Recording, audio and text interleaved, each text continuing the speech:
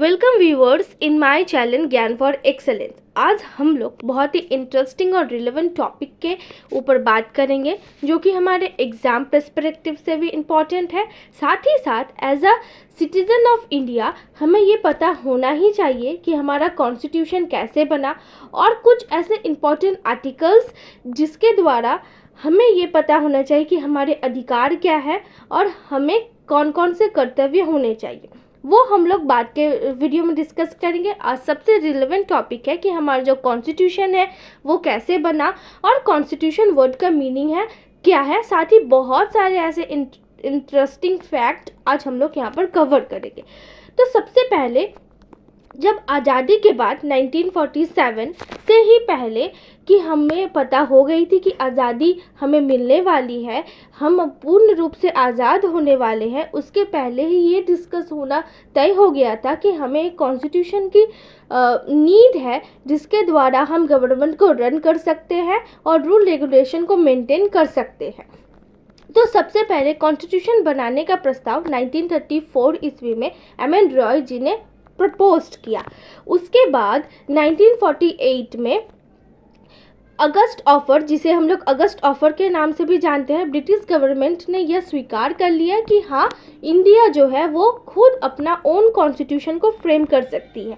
फिर 1946 ईस्वी में कैबिनेट मिशन भारत आए और उन्होंने क्या किया, उन्होंने एक कॉन्स्टिट्यूएंट असेंबली का गठन किया जिसके फर्स्ट प्रेसिडेंट बने डॉक्टर राजेंद्र प्रसाद जी।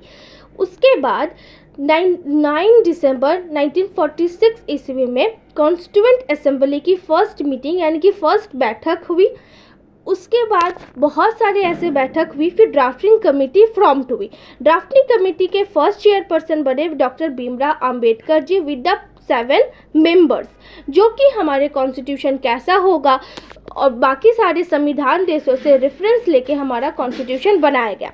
अब इसे ही हम लोग एक छोटे से माइंड मैप के थ्रू क्विक रिकॉल करते हैं जिससे हमें ये मदद होगी कि आखिर में क्या हुआ था। ये जो मैंने ऊपर वाले स्लैश में पाया ये उसी का एक क्विक रिकॉल है।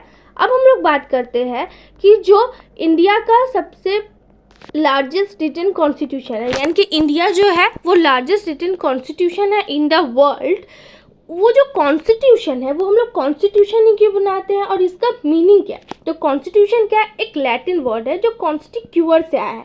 उसका मतलब क्या आता है, it means a set of rules to govern a country, यानी कि कुछ ऐसे कानून या कुछ ऐसे रूल्स और रेगुलेशन जिसके द्वारा एक कंट्री को इस्टेब्लिश किया जा सके और उसके रूल रेगुलेशन को मेंटेन किया जा सकते। और उसी का ही हिंदी यानी कि कॉन्स्टिट्यूशन का ही हिंदी रूप है संविधान, जिसका भी सेम अर्थ होता है। अब हम लोग बात करते हैं कि जो कॉन्स्टिट्यूशन है इसे अडॉप्ट कब किया गया और इनएक्ट कब किया गया। इसे डेट पर बहुत लोग कंफ्यूज होते हैं। तो अडॉप्ट किया गया 26 नवंबर 1949 को, जो कि कॉन्स्टिट्यूशन डे के रूप में हम लोग सेलिब्रेट करते हैं।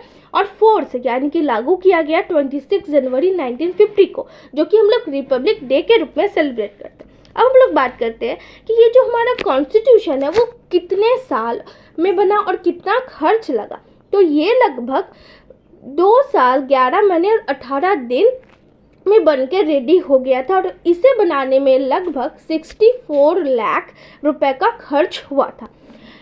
ओरिजिनली कॉन्स्टिट्यूशन ऑफ इंडिया में 395 आर्टिकल्स थे, 22 पार्ट्स थे और 8 शेड्यूल्स है। और एट प्रेजेंट क्या है, 25 पार्ट्स है, 8 शेड्यूल्स है, 448 आर्टिकल्स है और 106 अमेंडमेंट्स यानी कि संशोधन अब तक कॉन्स्टिट्यूशन ऑफ इंडिया में हो चुके हैं।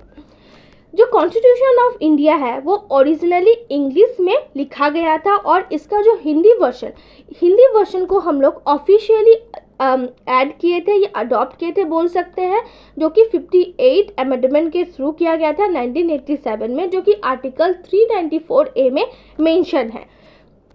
तो ये जो हमारा कॉन्स्टिट्यूशन है वो पूर्ण रूपेण हैंड रिटन था, जो कि प्रेम बिहारी नारायण रायजादा द्वारा लिखा गया था। उसके बाद इसको सजाने का कार्य नंदलाल बोस जी ने किया था। ओरिजिनली क्या है, कॉन्स्टिट्यूशन में अप्रॉक्स 251 पेजेस थे और अब जो हमारा कॉन्स्टिट्यूशन यानी कि हिंदी और इंग्लिश दोनों कॉन्स्टिट्यूशन जो पार्लियामेंट हाउस है यानी पार्लियामेंट हाउस की जो लाइब्रेरी है वहाँ पर प्रिजर्व करके रखा गया है। बहुत अच्छी तरीके से प्रिजर्व किया गया कि उसकी क्योंकि हमारा कॉन्स्टिट्यूशन हैंड रिटन है तो उनके इंक को प्रभाव ना पड़े। उसके बाद जो हम लोगों ने पढ़ा उसे ही क्विक रिकॉल करते हैं माइंड मैप के थ्रू। मैं जूम कर रही हूँ, आप क्लियरली विजिबल कर सकते हैं कि क्या हम लोगों ने पढ़ा।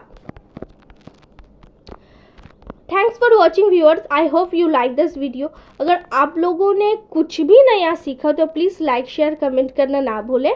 और as a Indian citizen please ये सारे अधिकार हमें पता होने ही चाहिए। और हमारा next video know your constitution series में मैं बहुत सारे ऐसे चीज़ कवर करूँगी। आप कमेंट में ज़रूर बताइएगा कि नेक्स्ट टॉपिक क्या होना चाहिए। Thanks for watching.